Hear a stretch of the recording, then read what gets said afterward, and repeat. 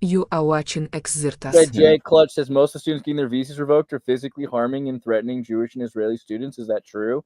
From all of the information I've read, that's not the case. I mean, there's something like 1,000 students who've had their visas removed in April alone, and so in the last month, and from them, it's like for speeding tickets, or they found that they had an old misdemeanor on their record or something like that. Again, almost never was it like some sort of a felonious crime or like physical violence. Almost none of them. I haven't heard of almost any violent acts. I've heard that they blame that Mahmoud Khalil guy for supporting Hamas. Generally, what happens is when they bring that up, JD Vance just says, "And we don't care, and we don't care." You know what I mean? Like, it's not our job to investigate these things.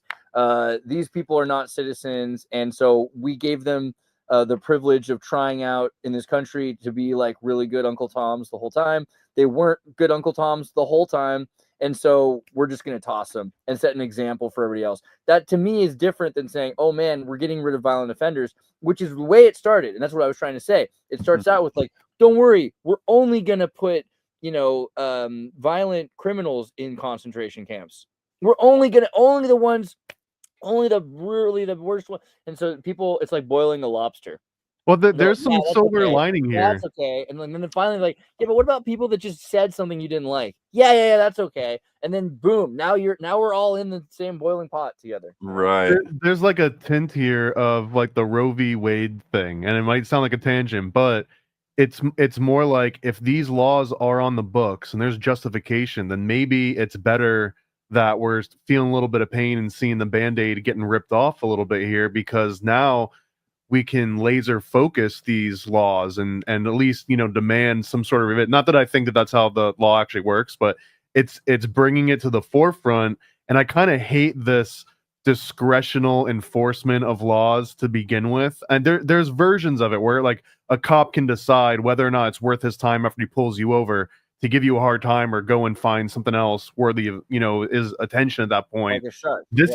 This is at a much higher level. This is at like the macro level almost, but it is showing how, I guess, discretional some of our laws are when maybe they shouldn't be. Maybe that's the best way to eliminate this from happening, is to see how far it can be abused. You land on the grass, you shatter the grass, you walk on the grass you're not supposed to, and then they have to execute Will Wheaton. I mean that's the most it's the most extreme version, right? But yeah, if there's a law that says you can be executed for walking on the grass, maybe for one person to go through that, sucks to be them. Sorry, thank you for your service though, because that will at least be a catalyst for people to maybe pay more attention to the laws we got. And also your whole rant with like so many topics, but I think the one that I wanted to hone on the most is that there's a very stark difference between patriotism and nationalism. And I'm not going to get into the semantics, but in my brain, the differences are that nationalism is almost a blind thing. Depending on where I geographically am at this moment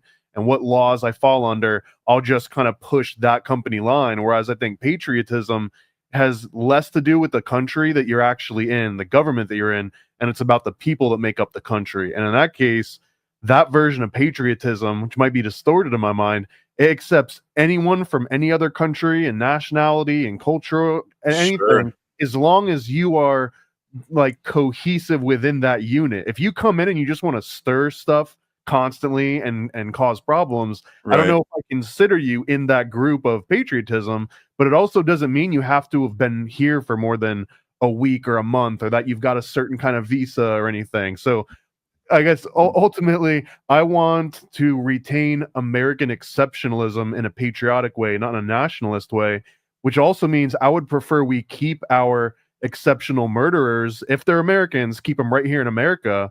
And if they're causing problems and they're not from America, then yeah, maybe send them back, or who cares? There are conditions, and there's like this kind of entitlement thing that happens where it's like we're just like, no, there are no conditions. Like, this is what it is. You're going to take it, and it's like, well, zero tolerance, zero, yeah. And then also like I'm like, criminals, we can export them too, though, right? I mean, why not? What happens? I mean, I think God hates flags in general, but like if you show up to a protest, to say a student protest, and they all got okay, if they have Palestinian flags and they're like from the river to the sea and they're chanting it, whatever, okay. And then suppose somebody has, what is going to be more tolerated at that protest? If somebody comes up with an actual Hamas flag, which I have seen at student protests, I've seen Hamas flags, are they going to be more tolerated than the person who shows up with an Israeli flag? And for me, I'm let's be clear, like from the river to the sea is a biblical phrase. It comes from the Bible. It specifically means this land is completely ours.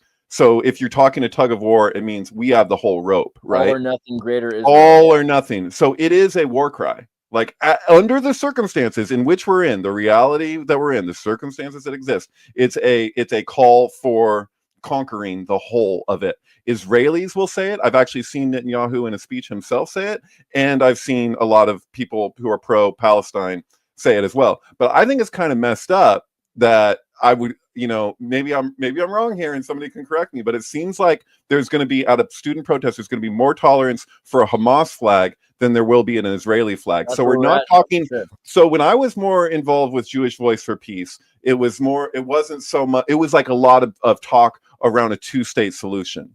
They've gone past that. Like things have shifted. So it's hard to even support it. Even for my teacher isn't supportive in the same way that he was at one time for Jewish Voice for Peace, because things have gotten so insane and convoluted that he's like, whoa, this isn't even like the kind of protest that I think is even helping. Because I don't even I'm looking at this and I'm like, my reaction is like ADL stuff, AIPAC stuff. I'm like, this doesn't even help the Jewish cause as it exists. Like they're doing, like the allies tend to do more harm than good in the Karpman drama triangle. That's the way I see it. Like they're perpetuating conflicts while claiming to be here to help. It's kind of like what Malcolm X used to say about the liberal white people. Like, you're not really helping. Like, you say that you're here to help, but we don't, you seem to be doing more harm for us than good. So would you just stop?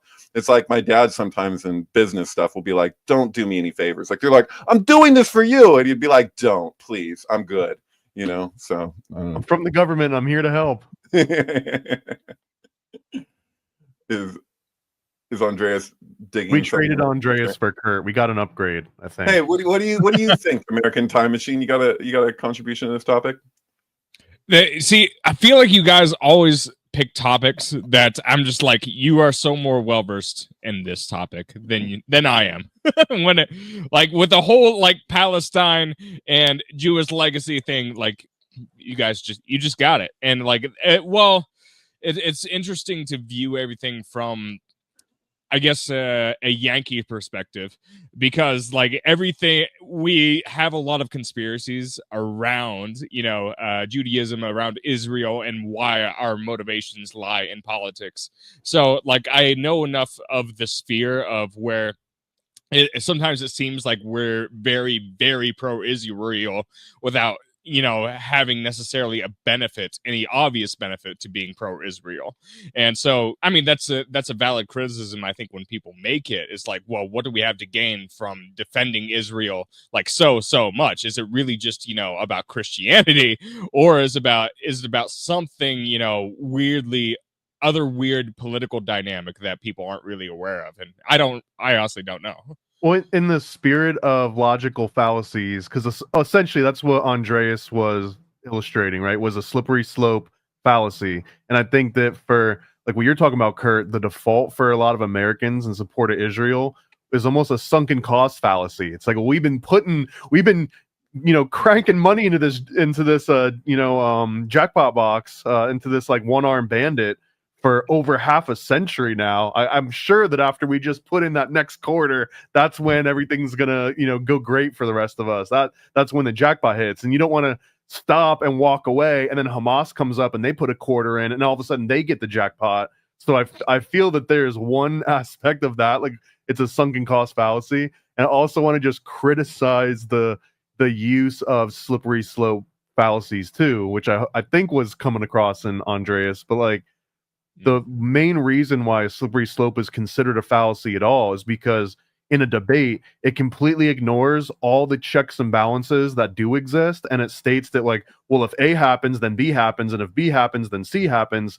You are ignoring that after every single A, B, and C and any other point in that formula, you have an opportunity to stop and change course. It doesn't just automatically fall all the way down the slope. That's right.